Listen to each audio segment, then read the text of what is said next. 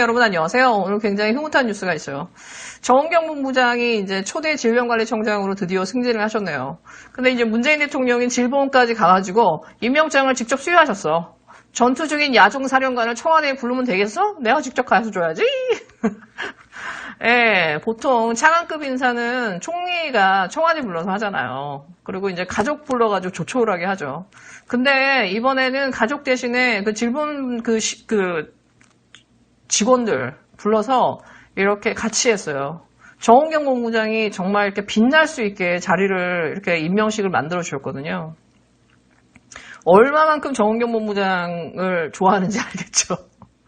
근데 문재인 대통령의 인사에 대해서 사람들이 이런저런 왈가왈부가 하는데 제가 봤을 때 문재인 대통령의 인사는 그냥 탕평 인사였어요. 이 사람이 친노냐 친문이냐 반문이냐 이걸 따지지 않았어. 적어도 저 사람이 전문성이 있고 어느 정도의 평판이 있다면 대중성이 있다 그러면 그 사람을 임명했거든요. 그리고 정권을 줬어요. 문재인 대통령은 정은경 본부장 같이 일해주기를 기대했을 거예요. 근데 많은 이들이 그 기대를 충족시키지 못했죠. 실망을 시켰고 심지어 윤석열이나 이런 몇몇은 뭐 감사원장도 마찬가지고 몇몇은 정말 거의 등에 칼을 꽂았죠. 그러니까 정말 그 자리까지 올라가기 전까지 그 사람의 어떻게 본지를 알겠어요. 근데 중요한 거는 문재인 대통령은 늘 원칙, 상식, 자기가 갖고 있는 그 직분에서의 직업윤리, 이것에 충실한 사람을 원했다라는 거죠. 근데 이제 그 모든 것들이 다 정치 노름으로 흘러가다 보니까는 문재인 대통령의 인사가 그 의도가 너무 흐려진 게 있죠. 그게 안타깝죠. 근데 이번에도 정말 그 이문정 검사의 깜짝 그 발탁이 있었잖아요. 대검 감찰부에 배치가 됐죠. 근데 사실은 이문정 검사 그 자기 직함보다 낮게 간 거거든요. 그러니까 승진했다, 무슨 뭐 영전이다 이런 말 지금 언론들이 안 쓰고 있잖아요. 근데 이문정 검사를 발탁하면서 법무부가 뭐라고 했냐. 공정하고 투명한 감찰 강화를 통해 신뢰받는 검찰상을 구현에 기여할 거다. 이게 약간 이 표현이요. 약간 문재인 대통령이 인사를 담당할 때랑 비슷해요. 사실은 그 우리 3명의 여검사 있잖아요. 그 검찰 내부에 그 비판적 목소리를 낸 사람들. 이문정, 서지현, 진혜원 이 세 분을 보고 있으면 솔직하게 제 심정을 말씀드리면 진혜원 검사는 우리랑 약간 그 비슷해요. 우리 과야. 근데 이문정 검사나 서지현 검사는 우리 쪽 사람 아니거든요. 우리 편 아니에요. 제가 봐서는. 그냥 이 사람들은 그냥 자기의 원칙에 충실하고 자기의 직업 윤리에 충실하고 정의감이 있는 사람들이에요. 그러니까 이 사람들이 친문이냐 친노냐 반문이냐 누구를 지지하냐 이건 중요하지 않아. 이 사람들이 최소한 상식 안에 정의 안에 자기 직업 윤리 안에 전문성 안에 있다 그러면 이 사람들은 합격점인 거예요. 이게 문재인 대통령이 원했던 인사거든요. 그리고 저는 추미애 장관이 여기에 충실한 기준을 적용해서 이문정 검사를 넣었다고 생각해요. 근데 이제 이문정 검사를 아무리 뭐 친문 검사 무슨 뭐 반윤석열 검사 이러지만 사실은 이문정 검사는 계속해서 비판해온 사람들을 보면은 문재인 대통령이나 참여정부 때부터 계속 영전했던 사람들도 많이 비판했어요. 이성윤 그 서울중앙지검도 비판하잖아요. 예, 자기의 원칙 내에서 아니라고 하는 사람들은 가차없이 이 사람의 어떤 권력을 갖고 있든 상관없이 이문정 검사는 씹었거든, 잘근잘근. 그러니까 이문정 검사 같은 사람이 사실은 예측이 안 되는 사람이에요. 누구의 편도 아닌 그냥 자기가 생각하는 원칙과 정의 안에 있는 사람이거든. 그러니까 이 사람은 어디로 튈지 모르는 약간 요승호 같은 사람이라고 해야 되나? 왜? 윤석열 같이 빅픽처를 딱 그려가지고 거기에 퍼즐을 딱 때려 맞추고 안 되는 거 거짓말이든 조작해서라도 다 때려 맞춰가지고 자기가 원하는 그림을 완성해온 사람은요 이렇게 예측이 안 되는 사람을 보면 미쳐버리거든요. 제가 볼 때 어저께 윤석열하고 윤석열 와이프는 잠을 못 잤을 것 같아요. 왜? 이문정 검사가 어디까지를 열어제칠지를 알 수가 없잖아요. 사실은 한동수 감찰부장이 혼자서 너무 힘이 붙이니까 윤석열이 맨날 뒤에서 이렇게 이렇게 막 하고 이제는 검찰이 직접 나서질 않으니까 3쿠션으로 해가지고 추미애 장관 공격하고 이렇게 하잖아요. 이 윤미향 때부터 보면 보시면 검찰이 직접 안 나서요. 윤석열이 너무 내상을 입었기 때문에. 근데 뭐 그런 양아치 짓을 지금 추미애 장관이 모르는 건 아니겠죠? 근데 이문정 검사는 그거랑 상관없대요. 누구에 충성하지 않는다라는 게 제가 볼 때 딱 이문정 검사 같은 스타일이거든요. 근데 이런 사람은 예측이 불가능한 거야. 누구에 충성하지 않고 딱 자기의 원칙 안에 있으니까. 뭐 어디까지 열어젖힐지, 어디까지 판도라의 상자를 열지, 그리고 그걸 가지고 어떻게 할지는 제가 볼 때는 윤석열 입장에서는 이거 상상, 그러니까 예측이 안 되는 사람인 거죠. 저는 아마 이민정 검사가 어쩌면 우리한테 실망을 줄 수도 있고 어쩌면 정말 우리를 가슴 아프게 할 확률도 있지만은 그 원칙 안에 충실하다고 하면, 예, 지금까지 주장해 왔던 데에 그 원칙대로 한다고 하면은 그래도 믿을 수 있는 사람이 아닌가 생각이 들어요. 이문정 검사의 권투를 빕니다. 근데 예, 진짜 어저께 이문정 검사가 임명되고 나서 왜 뭐 커뮤니티나 뭐 인터넷은 완전히 뭐 들썩거렸잖아요. 뭐 다들 환호했죠.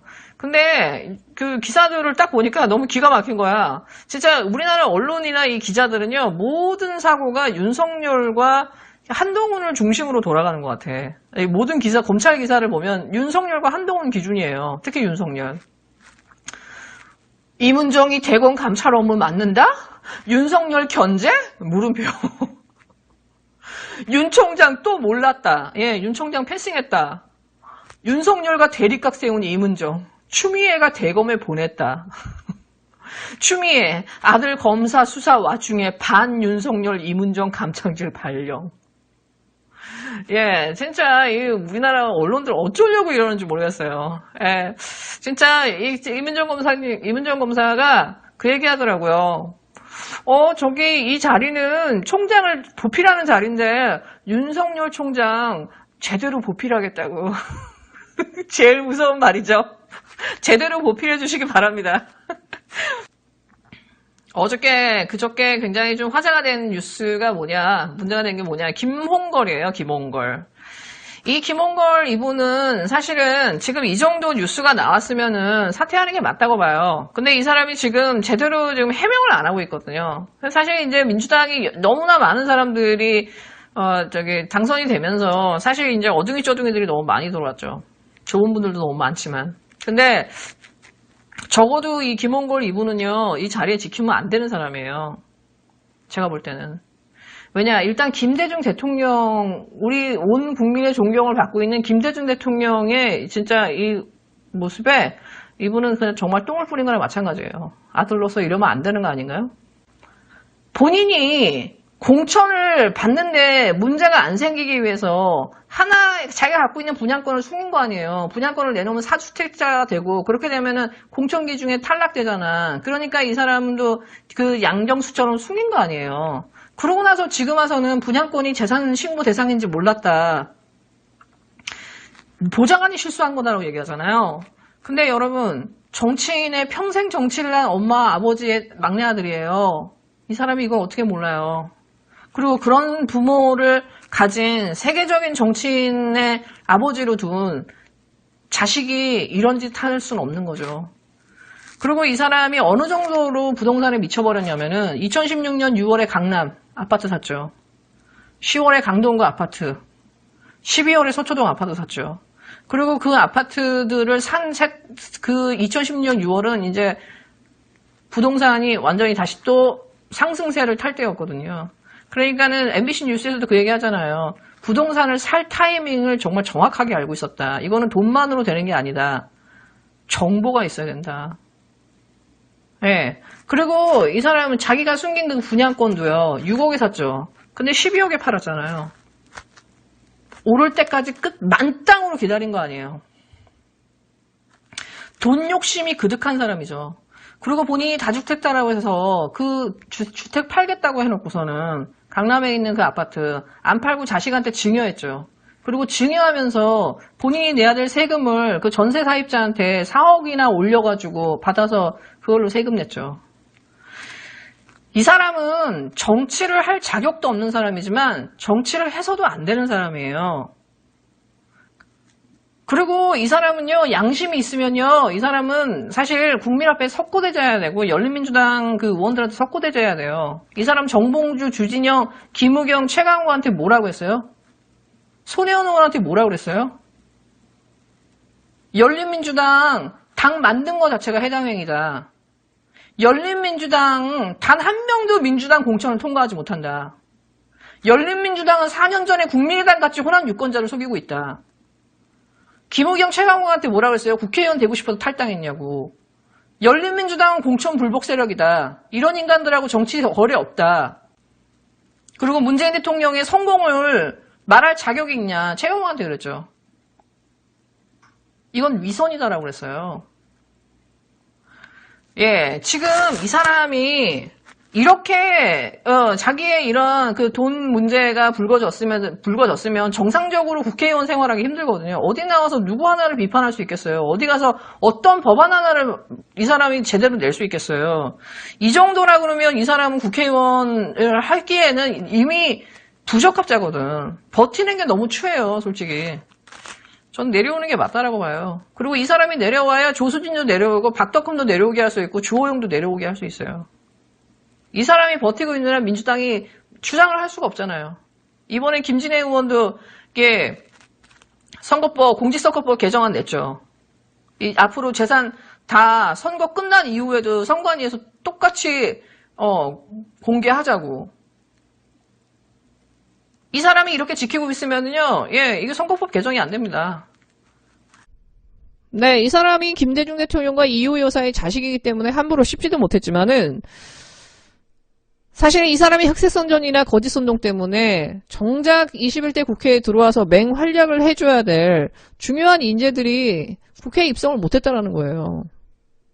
정말 한일전을 방불케 하면서 그 모든 것을 걸고 싸웠던 이 국민들의 이 간절한 바람을 저런 가짜들이 배를 불리는데, 국회의원 배지를 받는데